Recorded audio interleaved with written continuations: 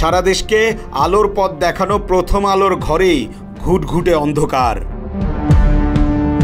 পত্রিকার ক্ষমতাকে কাজে লাগিয়ে মতি আর তার পুত্র গড়ে তুলেছেন এক অন্ধকার সাম্রাজ্য, যে সাম্রাজ্যে মাদক নারীর সাথে সব অপরাধ চলে নির্বিঘ্নে।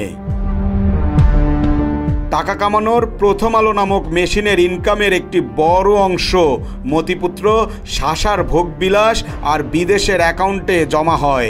আয়ের পথটাও খুব সহজ।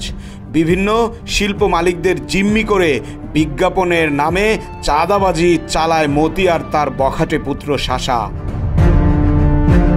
2003 সালে অ্যানেক্স কমিউনিকেশন নামে বিজ্ঞাপন প্রতিষ্ঠান খুলে শাসাকে চাঁদাবাজির বৈধ লাইসেন্স তুলে দিয়েছে মতিউর রহমান নিজেই।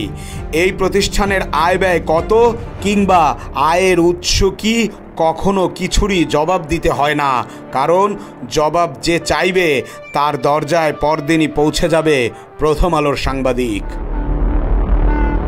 প্রথম আলোর সকল বিজ্ঞাপন শাসার বিজ্ঞাপন প্রতিষ্ঠানের নামে যুক্ত হয় বলে জানা গেছে। এছাড়া প্রথম আলো কর্তৃক আয়োজিত সকল অনুষ্ঠান পরিচালনার দায়িত্ব পেয়েছে শাসা পরিচালিত অ্যানেক্স কমিউনিকেশন লিমিটেড। অভিযোগ আছে শাসার প্রতিষ্ঠানের আয় ব্যয় কত কিংবা আয়ের উৎস কি এসবের কিছুর জবাব দিতে হয় না দেশের কোনো গোয়েন্দা সংস্থাকে। প্রথম আলোর চাপ উপেক্ষা করে কেউ শাসার বিরুদ্ধে আঙুল তুললে প্রথম আলোর সাংবাদিক দিয়েই হয়রানি করা হয় তাকে।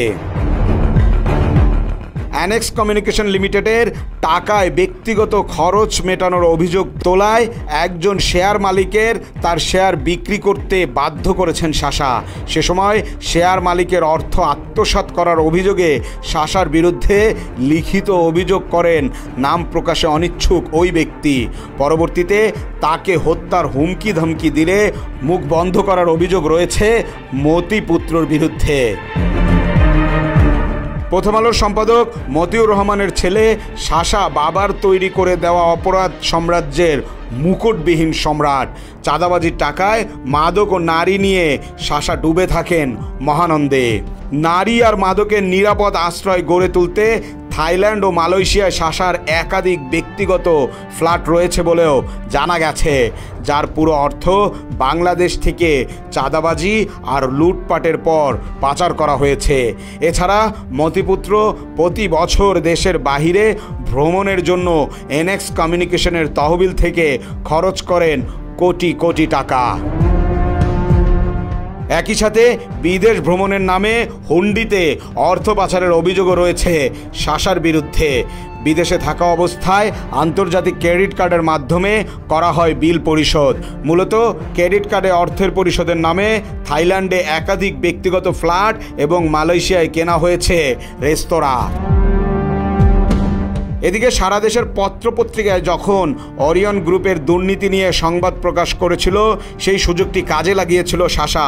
অরিয়ন গ্রুপের বিরুদ্ধে প্রথম আলো পত্রিকায় সংবাদ প্রকাশ না করার শর্তে গ্রুপটির কাছ থেকে মোটা অঙ্কের টাকার বিজ্ঞাপন হাতিয়ে নিয়েছেন শাসা।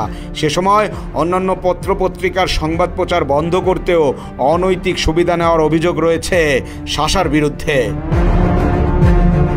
বাংলাদেশের দৈনিক জাতীয় পত্রিকার মালিকদের মধ্যে শীর্ষ মতিউর রহমান। গত কয়েক বছরে মতিউর রহমানের সম্পদের পরিমাণ বেড়েছে কয়েক গুণ। এভাবে তিনি বনে গেছেন দেশের শীর্ষস্থানীয় ধনী সম্পাদক।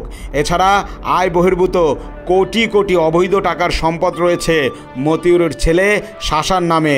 সব মিলিয়ে প্রায় ৩,০০০ কোটি টাকার বেশি অবৈধ সম্পদ রয়েছে শাসার। মতিউর রহমান প্রথম আলোর মাধ্যমে মাদক বিরোধী প্রচার চালালেও তার ছেলে দেশ বিদেশে মাদকের মোহে পড়ে কারি কারি টাকা খরচ করছেন। ব্যাপক মাত্রায় কোকেন আসক্তির কারণে শাসার সাথে মতিউরের পারিবারিক সম্পর্ক বিচ্ছিন্ন বলেও জানা গেছে। মাদক আর নারী সঙ্গের লোভে হর হামেশাই বিদেশে যান তিনি। প্রথম স্ত্রীকে রেখে 2019 সালে উজবেকিস্তানের এক বার ড্যান্সারকে বিয়ে করেছেন শাসা। আয়েশি জীবন কাটাতে দ্বিতীয় স্ত্রীকে কিনে দিয়েছেন বিলাসবহুল ফ্ল্যাট। আবার শাসার প্রথম স্ত্রীকে নিজের বাসায় রেখেছেন মতিউর রহমান। ছেলের এত সব অপকর্ম নীরবে মেনে নিয়েছেন মতিউর। অর্থাৎ বাবা ছেলের সম্পর্ক ক্রাইম পার্টনারের মতোই বলছেন অনেকে। দেশের টাকা লুটপাট করে পাচারের সঙ্গে জড়িত মতিউর আর তার ছেলে শাসা প্রথম আলোকে ব্যবহার করে অন্ধকার সাম্রাজ্য গড়ে তুলেছেন বলে অভিযোগ দেশের সাধারণ মানুষের।